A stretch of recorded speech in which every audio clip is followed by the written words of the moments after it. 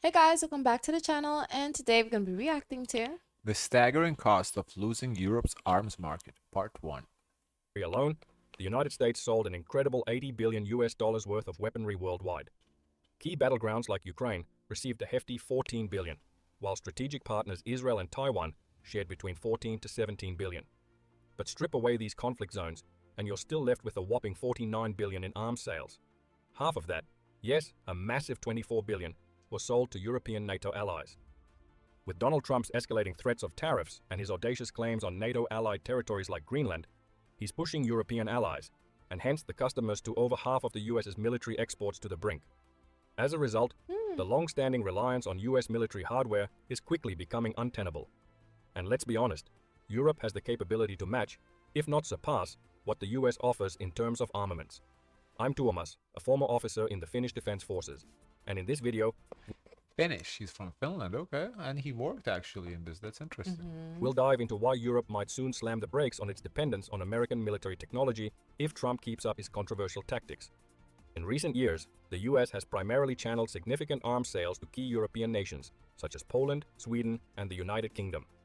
Notably, these transactions have included Abrams tanks to Poland, Patriot air defense systems and HIMARS systems to various countries, as well as combat aircraft to Britain and the Netherlands. It's important to clarify that these figures do not encompass the F-35s previously sold to European allies, as those sales were accounted for in earlier fiscal years by the American defense industry.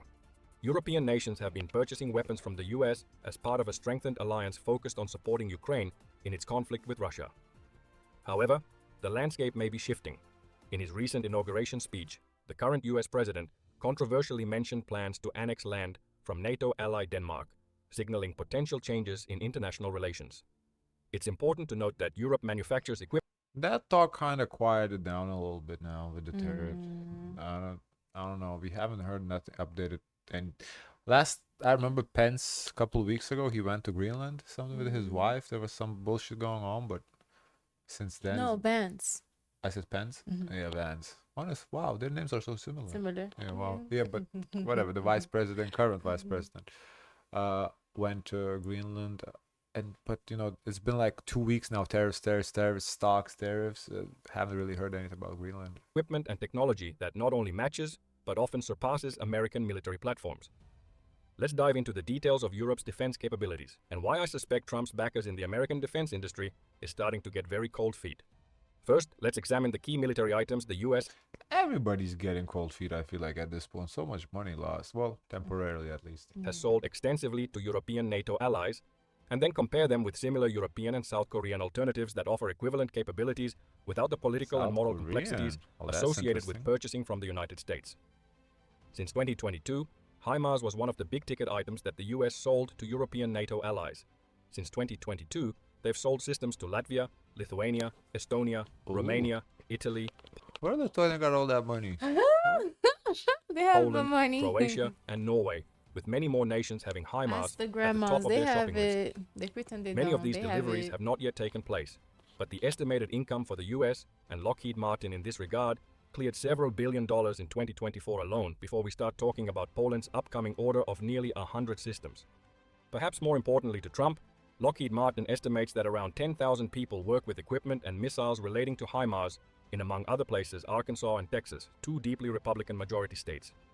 The European and South Korean defense industry Texas is kind of a swing state now. Well, not a swing yet, but it's going purple a little bit now. Arkansas, yeah, that's a deep red, but Texas, especially the metropolitan area, starting to turn blue a little bit. offer several viable alternatives to the American HIMARS system. Recognizing the need for a system made outside potential Trump tariffs, Lockheed has partnered with Germany's Rheinmetall to develop a new system specifically for the European market. Named GMARS, this system significantly enhances the existing Mars 2 system, which already includes contributions from Germany, Britain, and Italy, by featuring a dual pod firing mechanism. This design allows GMARS to fire twice as many rockets simultaneously compared to the HIMARS or M270. While GMARS is currently undergoing promising tests, its pricing remains uncertain, though it is expected to be competitive with the cost of HIMARS, especially Right, I'd love to see the price comparison. I think that's important too, because if you can make the similar stuff, great, yeah. but is it gonna cost the same? Is it gonna be cheaper or is it gonna be like way more expensive? You know.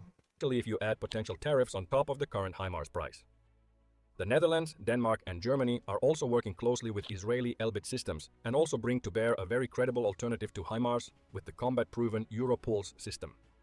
The system operates rockets made entirely in Europe and Israel, and by looking at the price of the systems currently being adapted by the Spanish, Dutch, Danish, Germans, and Greeks, you get along the lines of double the amount of launchers, training, and ammunition if you compare it to current HIMARS pricing.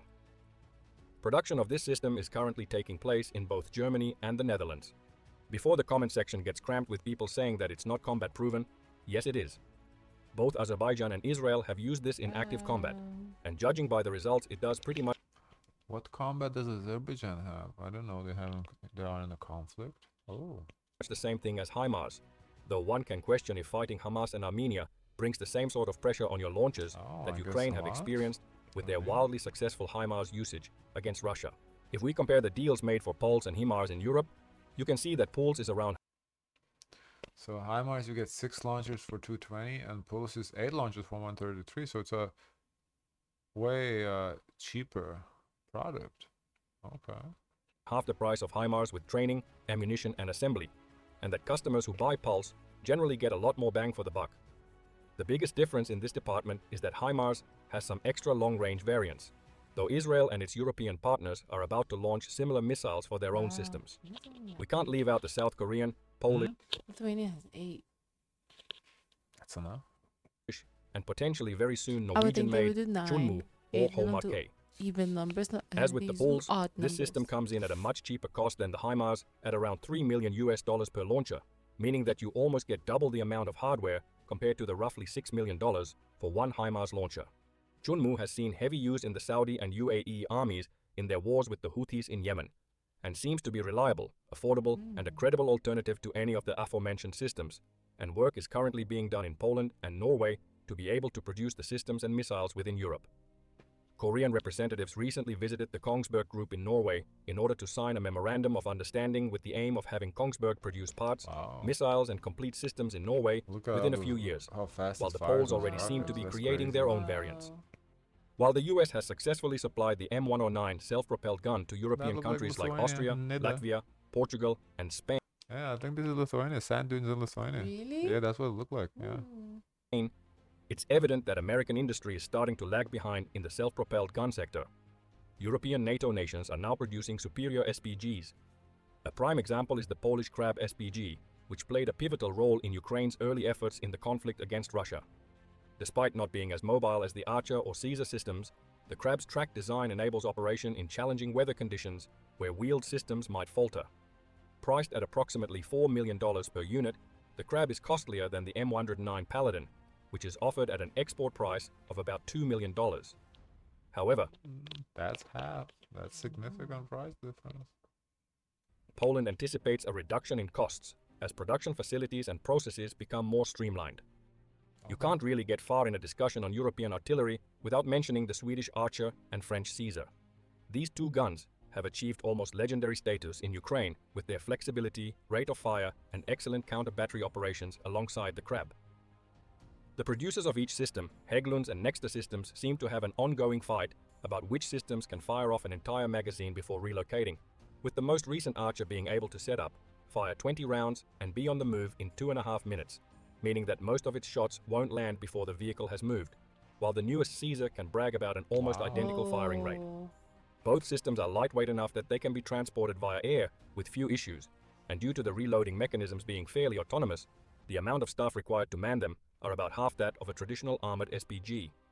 Last but That's kind of cool that by the time the shots land, they already moved, so you don't know where the shots came from. Well, I mean, you know where they came from, but you fire back and there's nobody there. That's kind of cool. not least, Germany It's produces like Minesweep a little bit,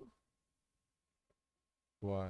because you kind of have to like, okay, if it's at this point, it can be possible 2 directions there, 3 directions there. Oh, yeah. Yeah. several artillery pieces that can go toe-to-toe with any other artillery piece in the world. Even though PZH 2000 is no longer the big new thing, it is still produced by KNDS and known as one of the most reliable systems out there. From about 2010 to 2020, it broke one distance firing record after another, though the war in Ukraine has driven the price of this system up to about $18 million per unit, meaning that you can get almost 5 crabs for the price of one of these systems. Germany's most recent artillery progression is the RCH-155, made by the people behind the PZH-2000, Whoa. which has an autonomous turret and is mounted on top a Boxer chassis. Ukraine recently received their first batch of this SPG, and so far we've heard very little about it. So you don't But with need Germany- people. You just send this off. I think you need the operator. But aside from that, yeah, I think you need like a driver slash operator. So maybe 2 people inside, one drives and one like, operates the buttons and everything. But yeah, aside from that, I don't think you need many personnel to operate them. Germany's scary heritage of making awesome military gear, I'd say that it'll likely perform well. The price is still high, something You look KNDS like will a likely need to look at. Cybertruck. This system is perfect for smaller nations with less artillerymen, as you really only need a driver to be present in the vehicle while it is operating. And you also don't have to risk as many soldiers' lives with counter-battery fire. I suspect that autonomous artillery is the future of NATO, and that other nations yeah, will for soon come sure. up with their own variants. The coolest part about the RCH is that it can fire on the move, which in my book makes this the most hard-to-hit artillery system currently in operation. When it comes to fighter jets, Europe has its fair share of options to American planes. Though the F-35 program is multinational, most of the revenue for sales and taxes ends up in the US. The F-35 has had a troubled start to its service life, and as recently as last year, the US held congressional hearings on account of the low operational rates of the jet. The issue for Europe in this regard is that none of Europe's large producers of aircraft makes a 5th-generation stealth fighter quite like the F-35, but the war in Ukraine has also shown that air defenses have essentially leveled the field. The F-35 program isn't as black and white as the other arms sales from the US, and in this regard Lockheed is duty-bound to include European businesses in their production of the jet. Parts are sourced from all F-35 program nations, but a majority of the work is done in the US. Lockheed estimates that around 250,000 American jobs are created through their F-35 program, and only around 10,000 of these are in Europe. American states That's like a lot Texas of jobs that they. Oh, these military equipment companies, they create a lot of jobs. I never realized that. and Florida receives an economic impact of $9 Guess like we're not in the field, so you're like, but this is crazy. billion and $19 billion from the program, with over 70,000 jobs being created from this program in these 2 states It's alone. crazy. Needless to say, I doubt that Donald Trump would do anything to risk that many jobs and that much revenue by imposing tariffs on European goods, but you never know. Spoiler, he did Sweden is likely How the old is this European video? 2 months ago.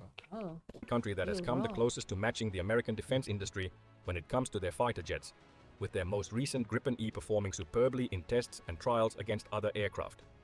What it lacks in stealth, it makes up for in electronic warfare and a much cheaper maintenance cost, as well as Saab's heritage of having their jets being able to take off from roads and working in a dispersed fashion. The Gripen E costs around $85 million per unit, roughly 20% less than the F-35's $105 million, though it is in the maintenance that these 2 aircraft's cost really differs. While the congressional hearings in the US have exposed that the F-35 can cost as much as $42,000 per flight hour, the Gripen E costs 10 times less to maintain per hour, at only $4,000. Wow. Both That's France and the crazy. Eurofighter Alliance also produces fighter jets, though the Typhoon is getting close to the end of its production life. France's newest fighter, the Dassault Rafale C, is still produced in large quantities and is a solid 4th-generation fighter which has sold more than the F-35 globally since 2021. The German, French and Spanish Air Force is getting quite far along in their development project for a 6th-generation fighter, and the same can be said for Sweden's Saab and Britain's Tempest project. Despite the war in Ukraine highlighting the reduced primary role of tanks on the battlefield due to drone technology, European nations are still keeping pace with the US in armored advancements. Germany's Leopard 2 program recently unveiled their latest model, So Ukraine war is really just a playground to test these tools, huh? That's what it seems like. Like they're testing out what's needed. which features active protection against drones and an unmanned turret system. Meanwhile, the French Leclerc, though pricier than its counterparts, matches the global tank standard in capabilities. Over in the UK, the Challenger series has demonstrated exceptional survivability in Ukraine. Sweden's Stridsvagn 123, a heavily modified Leopard 2, stands as a formidable contender. As for cost, the M1 Abrams from the United States is one of the pricier options, with newer variants costing between $8 and $9 million each. Germany's Leopard 2 is somewhat more affordable, with prices ranging from approximately 5 to 7 million for the latest models. The Swedish Stridsvagn 123, a derivative of the Leopard 2, tends to be slightly pricier due to additional enhancements, potentially costing between 7 and 8 million. On the higher end of the spectrum, Oh, these the are French all Leclerc very can reach expensive. upwards of $9 million, reflecting its advanced technology and lower production volumes. The British Challenger 2, meanwhile, falls into a similar price range as the Abrams, generally estimated. But so what's interesting is I see that Europe produces their own weaponry, and it's oftentimes are cheaper than Americans. So why do they buy from Americans then? If I mean they have basically all the similar alternatives, and as I said, oftentimes it seems like it's cheaper, and so just buy local. I don't get it. Between 6 and 8 million, depending on the specific model and contract terms. I could go on with this process with AFVs, APCs, and other items, but the point out of all of this is that the US does not necessarily produce the best or most economical options. Many European nations bought from the US due to good relations. However, with Trump threatening allies and insulting his own But so what? So like you wasting money to keep up the face? I don't know. I think so. That's kind of Make sure billion-dollar you military continue to have industry's that support. I guess. biggest future clients, this will likely change. That doesn't mean that most soldiers in European NATO allied armies dislike US gear or personnel. It simply means that bullying us will likely mean that we'll find our own options. And the effect of Yeah. that is that it'll hurt US jobs. Yeah. Donations from the US defense industry to Donald Trump's party and campaign has in general been massive. And I suspect that once the first few weeks of Donald's term is over, he'll start getting some fairly angry messages from Lockheed Martin, General Dynamics, Raytheon. But that's chump change compared to what we just watched. The video Elon Musk donated 250 million to Trump. So these like 3 million, 5 million. This is nothing. And all the other companies who sell American military products to NATO allies for billions of dollars each year. And the same goes for Republican senators in states like Texas, Florida, Arkansas, and Kansas who live and breathe through the defense industry. Personally, I've been on tour with US soldiers in Kosovo and Afghanistan. They were all good people Can I who see the generally did not want comments? to get engaged in their country's politics. And it pains me that their current leader has stooped to a level where he's threatening the nations these servicemen and women served with for years on end. As always, we hope you enjoyed this video. Interesting. Very interesting video. Part 1. So I guess we'll do part 2 if you guys are interested. Yeah, but this was interesting. Wow. Okay. The comments say, oh, a lot of comments. Whoa.